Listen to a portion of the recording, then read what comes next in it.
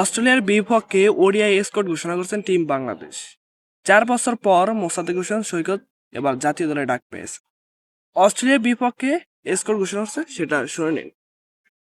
মেহেদী হাসান মিরাজ, সৌম্য সরকার, সাইফ হাসান, তানজিদ হাসান তামিম, নাজমুল হাসান শান্ত, তাহিদ হৃদয়, লিটন কুমার দাস, মোসাদ্দেক হোসেন, নুরুল হাসান সোহান, রিশাদ হোসেন, তানভীর ইসলাম, মোস্তাফিজুর রহমান, তাসকিন আহমেদ, শরীফুল ইসলাম ও নাহিদ রানা।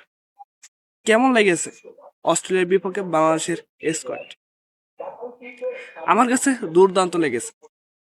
গত সিরিজে ছিলেন আফিফ হোসেন ও মাহিদুল ইসলাম অঙ্কন। তারা নিউজিল্যান্ডের বিপক্ষে ভালো খেলতে পারে নাই দেখে তাদেরকে রিজাইন করে দিয়েছেন এবং তাদের পরিবর্তনে ঢুকেছেন মোসাদ্দেক হোসেন সৈকতকে এবং নুরুল হাসান সোহানকে। এই দুইজনকে ঢুকেছে আমার থেকে পুরো ভালো লেগেছে। আপনাদের কাছে কিরকম লাগছে একটু কমেন্ট বক্সে জানিয়ে দেবেন এবং স্কোরটা তো শুনেছেন, স্কোরটা কেমন লেগেছেন অতি শীঘ্রই আমার কমেন্ট বক্সে জানিয়ে দিতে পারেন। কে কিরকম অস্ট্রেলিয়ার বিপক্ষে বেটার ফুল করবেন এবং দুর্দান্ত ইনিংস কামব্যাক করবেন।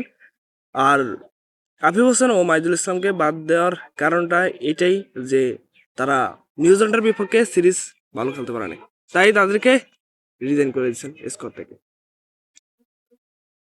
বাংলাদেশের প্রধান নির্বাচক হাবিবুল বাশার বলেছেন যে তাদের ফর্ম নেই এবং এই ইতিমধ্যে তাদের পরিবর্তে মোসাদ্দেক হোসেন সৈকত বেটার পুরো ভালো খেলতেছে, তারপর নুরুল হাসান সোহান তারাও দুর্দান্ত খেলতেছেন ডিপিএল, তাই তাদেরকে আমরা এই অস্ট্রেলিয়ার বিপক্ষে অন্তর্ভুক্ত করেছেন এবং জাতীয় দলে ডাক দিয়েছি।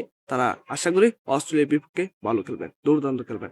জানি এই মোসাদ্দেক হোসেন সৈকত অন্যতম সেরা একজন অলরাউন্ডার, তিনি ভালো খেলেন, এটা আমরা জানি। তার প্রতি একটা প্রত্যাশা থাকবে যে তিনি ভালো খেলবেন, এই সিরিজটি ভালো খেললে তিনি আজীবন যেন বাংলাদেশের জাতীয় দলে থাকেন। সবাইকে ধন্যবাদ ভিডিওটি দেখার জন্য এবং ভিডিওটি শেয়ার করবেন সবার মাঝখানে। আর স্কোরটা কেমন লাগছে ওইটাও জানিয়ে দেবেন আমার কমেন্ট বক্সে। ধন্যবাদ সবাইকে।